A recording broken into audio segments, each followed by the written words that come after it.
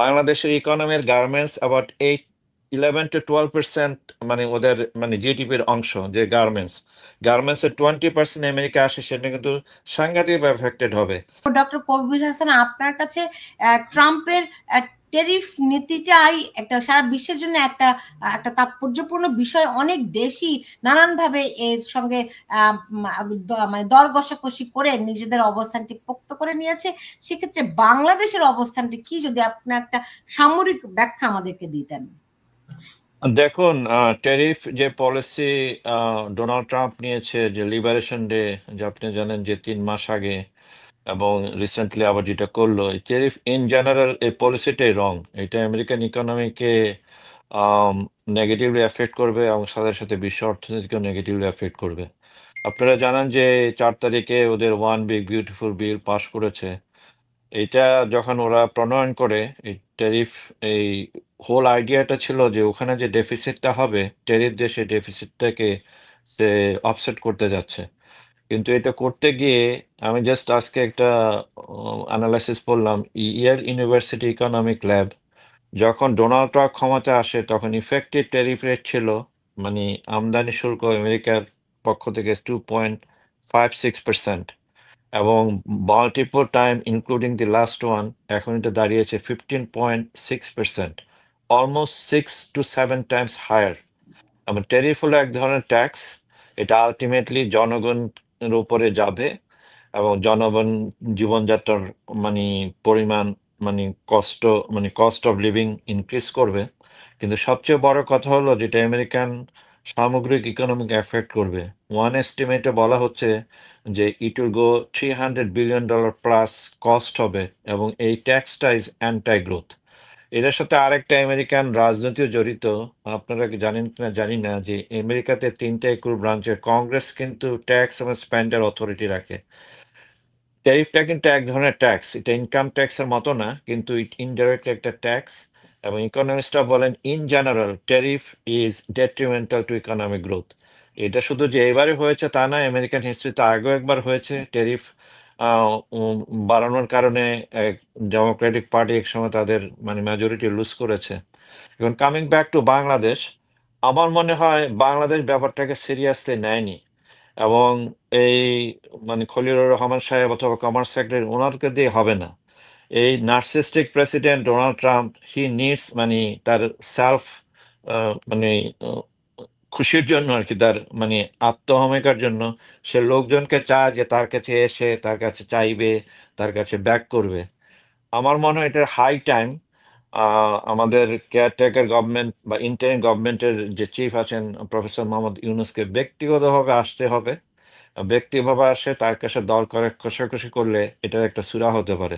আমি কি আরেকটু পিছনে যাই, এই আমাদের মোহাম্মদ ইউনূস সাহেবকে বোধহয় ডোনাল্ড ট্রাম্প খুব একটা লাইক করে না, এই কারণে যেহেতু ওনাকে হিলারি ক্লিন্টন অথবা ডেমোক্রেটিক এস্টাবলিশ লাইক করতেন। আপনারা জানেন যে আম, আহ, জো বাইডেনের মানে টার্মের শেষের দিকে উনি আমেরিকা এসেছিলেন, ওনাকে ভালোই সম্বর্ধনা দেওয়া হয়েছে, এবং আমেরিকান কংগ্রেসে দুটো উনি মেডেল প্রাপ্ত।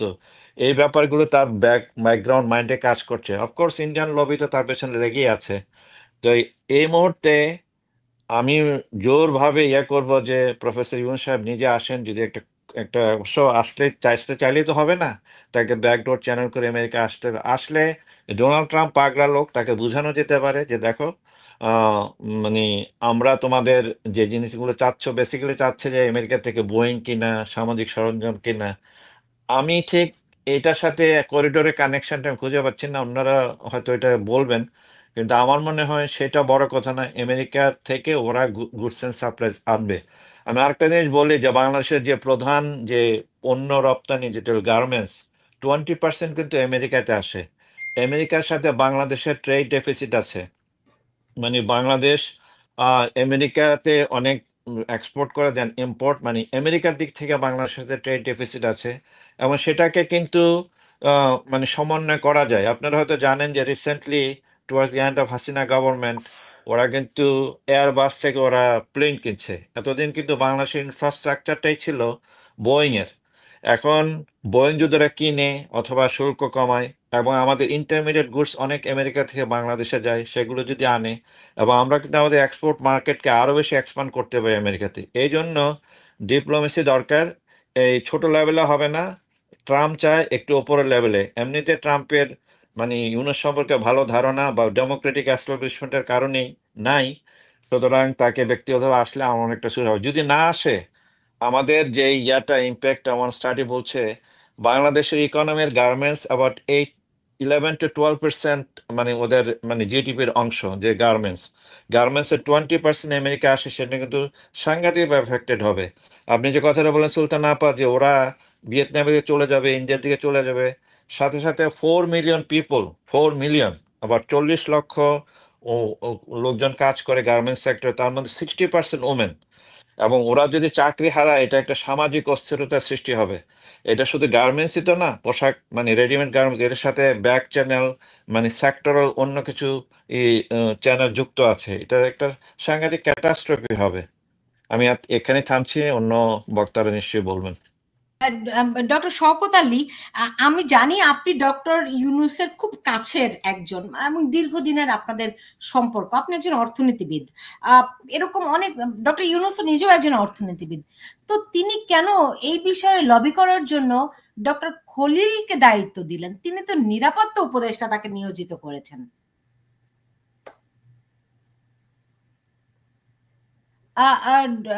ডক্টর শওকত আলী, আপনি আনমিউট করতে হবে আপনাকে। জি জি, আনমিউট করেন। হ্যাঁ জি, thank you. G G.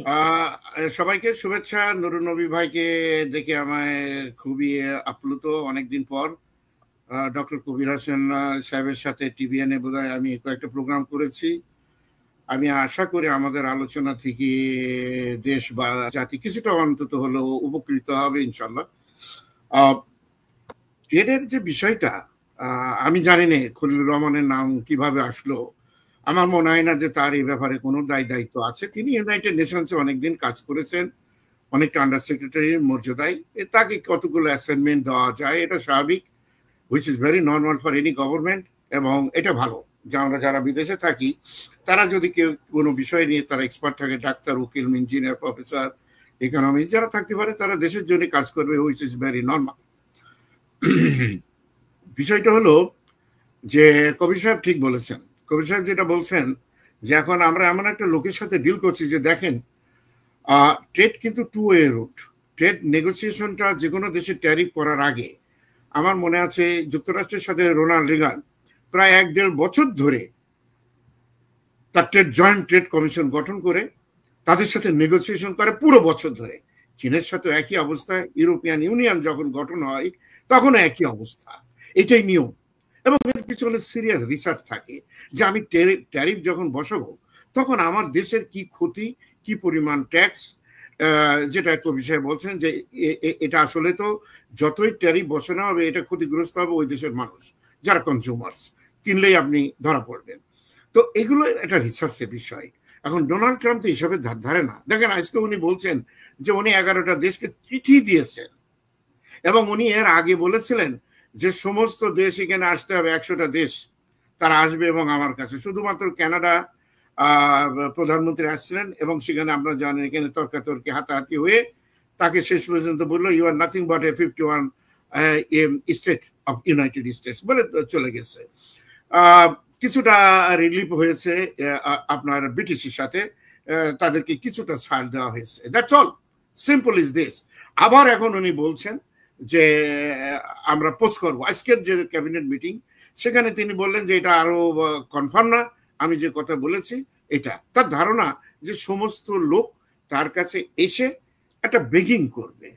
International ট্রেডে কিন্তু এটা হয় না, it's a two way road.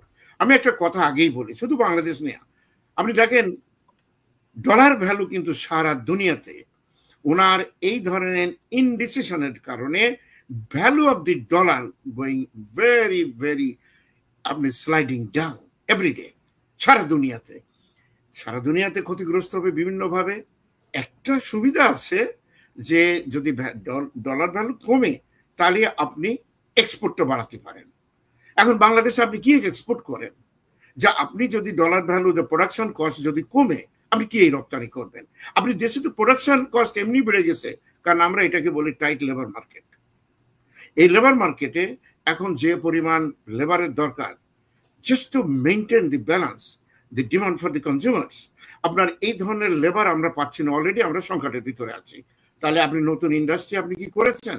Alternative system ব্যবহার করেছেন? আপনি দেখেন কিছুদিন আগে আপনার জিএম থেকে শুরু করে অল ফোর্ড মোটর কোম্পানিগুলো তারা বলে দিয়েছে যে আপনি এই যে ট্যারিফ বসালেন আমাদেরই মার খাচ্ছি আমরা তো কোনো রকম এক্সট্রা ইনপুট আউটপুট আমরা কোনো ক্ষেত্রে আমরা এগিয়ে নাই, উনি এটা ক্যান্সেল করেছেন। তো এই যে ট্রায়াল অ্যান্ড এরর করছেন উনি, এতে শুধু বাংলাদেশ না সারা দুনিয়া ক্ষতিগ্রস্ত হবে। বাংলাদেশের যে বিষয়টা আমরা জানি না আসলে আমরা কিভাবে এটা ডিল করতে পারবো। এর আগেও দীর্ঘদিন থেকে যখন আমাদের জিপিআর সিস্টেম চালু বন্ধ হয়ে যায় তখন আমরা 10-12% ট্যারিফ দিয়েই কিন্তু আমাদের কাপড়গুলো এদেশে এক্সপোর্ট করা হয়েছে, এখন আরো বেড়ে গেছে। তো বাড়ার সাথে কোনো করিডোর বা এর সাথে কারো কোনো সম্পর্ক নেই।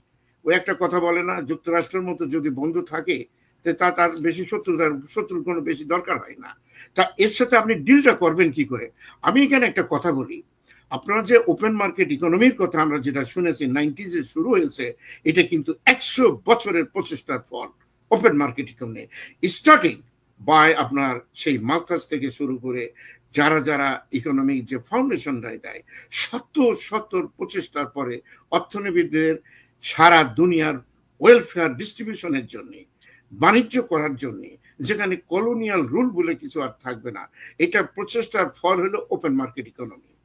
এটা দেখা গেল যুক্তরাষ্ট্র তাদের দুটো সুবিধা পেয়েছে। আপনি দেখেন আমরা ক্লাসে পড়ানোর সময় আমরা বলি থ্যাঙ্কস টু মাও জেডং, চাইনিজ চেয়ারম্যান, যদি উনি কমিউনিজম না করতো, যেভাবে মাস প্রোডাকশন হচ্ছে, যেভাবে তৈরি হতো, হ্যাঁ, তা না হলে যুক্তরাষ্ট্রের কনজিউমার এতদিন না খেয়ে মারা যেত, তারা কিছুই পেত না। আপনি যুক্তরাষ্ট্রে কিছু তৈরি করেন না ভাই, আপনি এখানে লেবার কস্ট হেভি কেন হয়? এটা কম্পারেটিভ অ্যাডভান্টেজ আছে, অ্যাবসোলুট অ্যাডভান্টেজ আছে। কেন ওরা বাংলাদেশ থেকে গার্মেন্ট নাই? কারণ এইটা তৈরি করতে হলে এখানে খরচ অনেক বেশি। এখন একটা অল্টারনেটিভ কথা আমি বলি, এর একটা সুবিধা আছে, সেটা হচ্ছে ইমিডিয়েটলি বাংলাদেশকে খুঁজতে হবে যাদের tariff com, say for Taiwan or Vietnam or middle ইস্টের কোনো country, say for example Jordan. এসব নিয়ম হলে এটা চায়না করে, অবশ্য তারা অনেক সম্পদশালী দেশ, সেখানে আমাদের গার্মেন্ট ফ্যাক্টরিগুলো তৈরি করতে হবে, which will take time, costly. তারপরেও যদি আমরা মনে করি in terms of cost benefit যে আমরা এর থেকে মুক্তি পাই, তাহলে আমাদের অল্টারনেটিভ বিষয় হিসেবে ওই সব দেশের সাথে এগ্রিমেন্ট করে আমাদের সেট আপ করতে হবে গার্মেন্ট, যদি আমরা ইউনাইটেড স্টেটসে দিতে চাই। এটা কি পসিবল? তাহলে আমাদের 40 লাখ শুধু নারী আছে গার্মেন্টস এ, রাইট? তাদের কি হবে? অলরেডি 200-250 গার্মেন্টস বন্ধ, আপনি জানেন? একটা বিরাট জনগোষ্ঠী বেকার। না 200 না, আপনার গার্মেন্ট 1100 গার্মেন্ট বন্ধ হয়েছে হাসিনার আমলেই, এমনি বন্ধ হয়েছে বিভিন্ন কারণে, তো সেগুলো তো আছেই। তো এখন কথা হলো যে এখন আপনি যেটা বলছেন, যদি আপনার এগুলো চায়না কিংবা ভিয়েতনামে নিয়ে যেতে হয় ট্যারিফের জন্য, তাহলে দেশের অবস্থাটা কি হবে আপনি তো বুঝেন। না, অফকোর্স সেটা আমার মাথায় রয়ে গেছে, কিন্তু তারপরেও যদি আপনি কিছু কম ট্যারিফে দেশে রপ্তানি করতে চান, তাহলে এটা একটা অল্টারনেটিভের কথা আমি বলছি, করতে হবে, নট নেসেসারি। এবার আপনি আমাকে একটু বলুন তো, ভিয়েতনাম কিংবা ইন্ডিয়া কিংবা অন্যান্য দেশ যাদের উপর ট্যারিফ আরোপ করেছিল, তারা তো আগে 3 মাসের পর, মানে যখন 3 মাস আগে যখন ঘোষণা করলো, তারা তো সঙ্গে সঙ্গে এটাকে পিক করে তারা লবিস্ট নিয়োগ করেছে, যেমন করে হোক দেন দরবার করে তারা সেটেল ডাউন করেছে। আমাদের একটা কথা বলি আপা, আপনার কথাটা ঠিক আছে। এখানে আরেকটা কথা, এটা তো ট্রেড নেগোসিয়েশন, আমরা তো অনলাইনে এসব ট্রেড নেগোসিয়েশন করছি। আমাদের ডক্টর খলিলুর রহমান কি করলেন? না, খলিলুর রহমানকে আমরা আইডেন্টিফাই করি, হু ইজ হি? আপনি সোজা একটা কথা যুক্তরাষ্ট্রকে ঘোষণা করবে প্রফেসর ইউনূস সাহেব, আমার শ্রদ্ধেয় শিক্ষক, তিনি বলতে পারেন there will be no tariff on US goods and services importing Bangladesh. আমাদের ট্যারিফের দরকার নেই তো যুক্তরাষ্ট্রের, আমাদের মার্কেটের দরকার। তা আমরা যদি বলি যে যুক্তরাষ্ট্র থেকে আমরা যেসব জিনিসগুলো আমদানি করছি আমাদের ট্যারিফের কোনো প্রয়োজন নেই, কারণ আমি অত রিসার্চ না করেও বলতে পারি যে আমরা যুক্তরাষ্ট্রকে যে পরিমাণ গার্মেন্ট দেবো over years, for example 10 years, আপনার এর একটা ক্যালকুলেশন থাকতে হবে, তাহলে আমরা বলতে পারি যে আমাদের ট্যারিফের কোনো প্রয়োজন নেই যুক্তরাষ্ট্রের বসানোর, জিরো ট্যারিফ। তো জিরো ট্যারিফ যদি হয় তাহলে আপনি বাংলাদেশ থেকে তো ট্রাম্প খুশি হওয়ার কথা। ইয়েস, এটা সিরিয়াস নেগোসিয়েশনের প্রয়োজন। এটা ডক্টর ইউনূস সাহেবের হয়তো নিজেই ডাইরেক্ট ইনভলভ হতে পারে। আমরা জানি না সেপ্টেম্বরে তিনি আসবেন। আমি আশা করি তার যারা অ্যাডভাইজার, এটা নিয়ে অনেক প্রশ্ন আছে, এটা নিয়ে আমরা হয়তো আলাপ করি পড়তে পারে পরে, কিন্তু তাদের যে বিচক্ষণতার পরিচয় থাকে তারা হয়তো তার এখানে আসার আগেই কতগুলো বিষয় নিয়ে আপনি যে কথাটা বলছেন যে সিরিয়াসলি আলাপ করে আমাদের ট্যারিফের বিষয়টা। এবং আমি মনে করি যুক্তরাষ্ট্র থেকে যেসব জিনিসপত্র নাই, যে কন্টেন্টগুলো আমি যা দেখি, এখানে জিরো ট্যারিফ দিলে কি হয়, আমরা তো এর থেকে 3 গুণ বেশি প্রফিট করতে পারি। যদি আমরা ইম্পোর্টিং ট্যারিফ আমরা দেবই না যুক্তরাষ্ট্র, যাও যুক্তরাষ্ট্র তুমি কি করো, প্রোডাকশনটা করো না ভাই, দেখি তুমি কি কি আমাদের দেশে দিতে পারো। It's a simple. আপনার সরকারের দায়িত্বটা কি? সরকার কিন্তু একজন ব্যবসায়ী, ব্যবসায়ী কার সাথে? For the state. আমরা বারবার এগুলো দেখেছি, ব্যর্থতা পরিচয় আমরা দিয়েছি।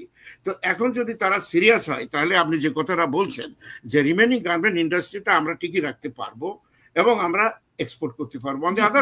আমাদের কিন্তু অল্টারনেটিভ দেখতে হবে। ইউরোপিয়ান ইউনিয়নের সাথে আমাদের ভালোই মার্কেট আছে, কিন্তু তাদের সাথে যোগাযোগ করতে হবে।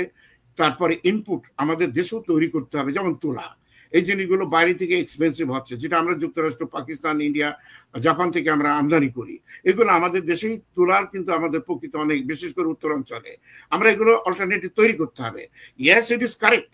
এর জন্য আমাদের ভালো একটা গভর্নমেন্ট লাগবে। সেই ইলেকশন ফিলেকশনে আমি ধারধারি নেই।